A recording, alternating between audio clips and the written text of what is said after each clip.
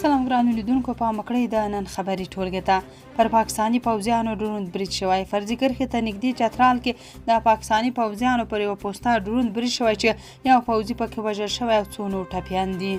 ندیم وایي دوی داسې نظام حاکم کړی چې ټوله نړۍ کې بیلګه نشته. شیخ ندا محمد ندیم د ننګرهار پوهنتون د محصلانو فراغت غونډې ته د وینا پر مهال ویلي چې دوی عدالت ټینګ کړی او خلکو ته حقونه ورکړي. شیخ ندا محمد ندیم په دغه غونډه کې ویلي چې افغانستان به د لوستو مسلکي کسانو پر مټ جوړیږي او پرمختګ به کوي. د لوړو زده کړو وزیر دغه راز فارغ شوو محصلینو ته سپارښتنه کړې څو د خپل مسلک ترڅنګ اسلامي عقیده او ایمان ټینګ وساتي. مسعود وایي افغانان د بېعدالتۍ او ځپنې تر سیوري لاندې دي. د مقاومت جبهې مشر احمد مسعود وایي چې افغانان دا مهال د ځپنې، محرومیت او بېعدالتۍ تر سیوري لاندې ژوند کوي او ټینګار کړی چې د افغانستان د خلکو د ازادۍ، عدالت، انساني کرامت او د ولس د ارادې د حاکمیت لپاره به خپلې مبارزې او ژمنې ته دوام ورکړي. د محرم د 10مې ورځې عاشورا په مناسبت په خپاره شوي پیغام کې مسعود ویلي چې د امام حسین پاڅون د ظلم پر وړاندې د درېدلو ویښتیا او زړورتیا درس ورکوي. هغه لیکلي چې عاشورا د دې حقیقت یادونه کوي چې هیڅ زور او استبداد د انسان عزت نشي تر پښو لاندې کولی او د ظلم پر وړاندې درېدل یوازې یو انتخاب نه بلکې ایماني، انساني او تاریخي مسؤلیت دی. د مقاومت جبهې مشر ویلي چې امام حسین په خپلې مبارزې ثابته کړه چې حق که هر څومره یوازې هم حق پاتې کیږي او باطل که د قدرت پر ګډۍ هم ناست وي بیا هم باطل دی. مسعود د افغانستان او اوسني وضعیت ته په اشاره ویلي چې د عاشورا پیغام نن هم د افغانانو لپاره د مسؤلیت، ویښتیا او د ظلم پر وړاندې د مقاومت الهام بخښونکی پیغام لري. هغه زیاته کړې عزت هغه وخت معنا پیدا کوي چې انسان د ظالم د ظلم پر وړاندې چوپ پاتې نشي او د حق ملاتړ وکړي.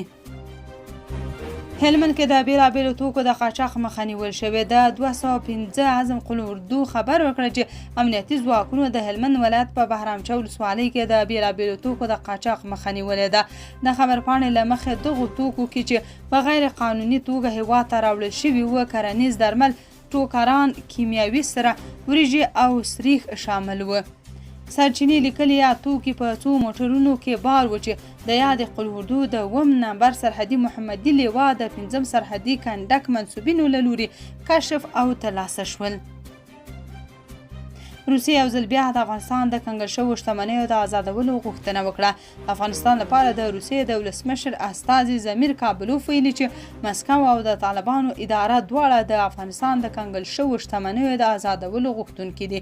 هغه وایي امریکا او اروپا په دې برخه کې خبرې اترې له پامه غورځوي. کابلوف همدارنګه ټینګار کړی چې په نږدې راتلونکي کې د یادې موضوع په حل کې کوم پرمختګ نه ښکاري ځکه د هغه په وینا امریکا او اروپا په دې برخه کې خبرې اترې له پامه غورځوي. کابلوف له روسي ورځپاڼې سره په خبرو کې ویلي چې اوسنی بندښت د لویدیځ د اقداماتو پایله ده. هغه زیاته کړه ځکه چې دغه شتمنۍ نه روسي او نه د شانګهای سازمان غړو کنګل کړي بلکې امریکا او اروپایانو دا کار کړی، نو باید هم دوی آزاد کړي. د هغه پوښتنه ده چې له هغوی څخه باید وشي. هغه ویل چې اوس مهال د امریکایانو او اروپایانو سره په دې اړه هیڅ ډول خبرې نه کیږي. روسیې تر دې وړاندې هم دا موضوع څو ځله د سیمه ییزو غونډو لکه د شانګهای سازمان او مسکو فارمټ په غونډو کې مطرح کړې ده. ټرمپ وایي د ایران د کنګل شویو شتمنیو به له امریکایي بزګرانو غنم، سویا او جوار وپیرو. د امریکا ولسمشر ډونالډ ټرمپ ویلي چې واشنګټن ایران ته ډیر سخت ګزار ورکړی او اوس له تهران سره د بشپړ ځواک له دریځه خبرې کوي.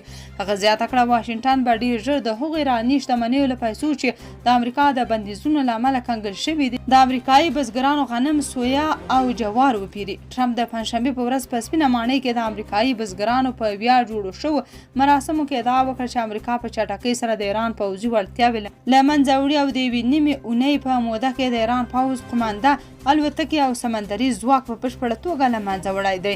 د امریکا ولسمشر ویل واشنګټن اړ و چې د ایران پر ضد اقدام وکړي ځکه د هغه په وینا که ایران اټومي وسلې ترلاسه کړې وای نو دا به د اسرائیلو او ټول منځني ختیځ د له منځه تلو او د نړۍ د امنیت د ګواښ لامل ګرځېدلی وای. ټرمپ په ورته وخت کې ادعا وکړه چې د ایران اسلامي جمهوریت په کلکه غواړي له امریکا سره له امریکا سره یوې هوکړې ته ورسیږي او زیاته یې کړه چې د ده په باور ښایي د دواړو لورو ترمنځ یوه هوکړه وشي. فدایي وایي د اروپا څخه د افغان کډوالو ایستل عادلانه سیاست نه دی. د جمهوریت نظام والي حلیم فدایي له اروپایي چارواکو سره د افغان حکومت د پلاوي د وروستۍ لیدنې او افغانستان ته د افغان کډوالو د بیرته ستنولو د هڅو په غبرګون کې د هغو افغانانو د لیږد په اړه اندېښنه څرګنده کړې چې په اروپا کې په جرمونو تورن یا محکوم شوي دي. فدایي یو بیان کې ویلي چې افغانستان ته د افغانانو ایستل په داسې حال کې چې د په وینا ګڼ کسان طالبان یوه ترهګره ډله ګڼي نه یوه مسؤلانه او نه هم اخلاقي تګلاره ده. هغه ویلي هغه کسان چې په جرمونو تورن یا محکوم دي باید عادلانه قانوني بهیر او د نړیوالو معیارونو له مخې وڅېړل شي او حساب ورکړي، نه دا چې داسې نظام ته وسپارل شي چې د دوی د حقونو او امنیت لپاره پکې لازم تضمینونه نه وي. فدایي زیاته کړې چې د اروپایي ټولنې د کډوالۍ اړوند ستونزې درک کوي، خو ټینګار کړی چې په دې برخه کې هر ډول پریکړه باید د امنیتي اندېښنو، بشري حقونو، د قانون د حاکمیت او عدالت ترمنځ توازن وساتي. د اروپایي ټولنې د چارواکو او د طالبانو د پلاوي وروستۍ لیدنه چې په بروکسل کې د افغان کډوالو د بیرته ستنولو د بهیر د اسانتیا لپاره ترسره شوه په ملي او نړیواله کچه له پراخو نیوکو سره مخ شوې ده. نتنیاهو وایي په هیڅ ډول شرایطو کې به ایران ته د اټومي بم جوړولو اجازه ورنکړو. د اسرائیل لومړي وزیر بنیامین نتنیاهو د دغه هیواد د ځمکني پوځ جنګي افسرانو د 15 دورې فراغت په مراسمو کې ویلي که موږ اقدام نه وای کړی ایران به نن د اسرائیلو د له منځه وړلو لپاره اټومي بم جوړ کړی وای. هغه زیاته کړه که له ایران سره هوکړه وشي او که ونشي تر هغه چې دی د اسرائیلو لومړی وزیر وي ایران به هیڅکله اټومي وسلو ته لاسرسی پیدا نه کړي. نتنیاهو ویلي په هیڅ ډول شرایطو کې به ایران ته د اټومي بم جوړولو اجازه ورنکړو. هغه همدارنګه ویلي چې اسرائیلي ځواکونه به د اړتیا تر وخته د لبنان په سویل کې په امنیتي سیمه کې پاتې شي. د هغه په وینا پوځ ته لارښوونه کړې چې د خپلو ځواکونو او د اسرائیلو د شمالي سیمو د اوسیدونکو پر وړاندې د هر ډول ګواښ د مخنیوي لپاره په بشپړه توګه د عمل ازادي ولري. حنیف اتمر د محرم میاشتې په مناسبت ویلي چې د عاشورا پیغام خلک یووالي، مسؤلیت پالنې، عدالت او د تاوتریخوالي پر ځای خبرو اترو ته رابولي. اتمر په خپل یو بیان کې ویلي چې عاشورا د اسلام په تاریخ کې ځانګړی ځای لري او د ایمان، تقوا، عدالت غوښتنې، صبر او استقامت ارزښتونه یې د اسلامي امت په حافظه کې تل پاتې کړي دي. هغه د حضرت امام حسین او د هغه د ملګرو شهادت په اشاره ویلي چې هغوی په ایثار، قرباني او ټینګې ارادې سره د عزت، ازادۍ او انساني او اسلامي ارزښتونو ته د وفادارۍ غوره بیلګه پرېښې ده. حنیف اتمر همداراز د ټولو وګړو پر ګډون د انساني کرامت او حقونو پر درناوي او په افغانستان کې د سولې او ملي تفاهم لپاره پر ګډو هڅو ټینګار کړی دی. اتمر د افغانستان باثباته راتلونکی د ملي یووالي، همغږۍ او ګډې همکارۍ پورې تړلی بللی او زیاته کړې ده چې د عاشورا پیغام مسلمانان یووالي، عدالت او د تاوتریخوالي پر ځای خبرو اترو ته هڅوي.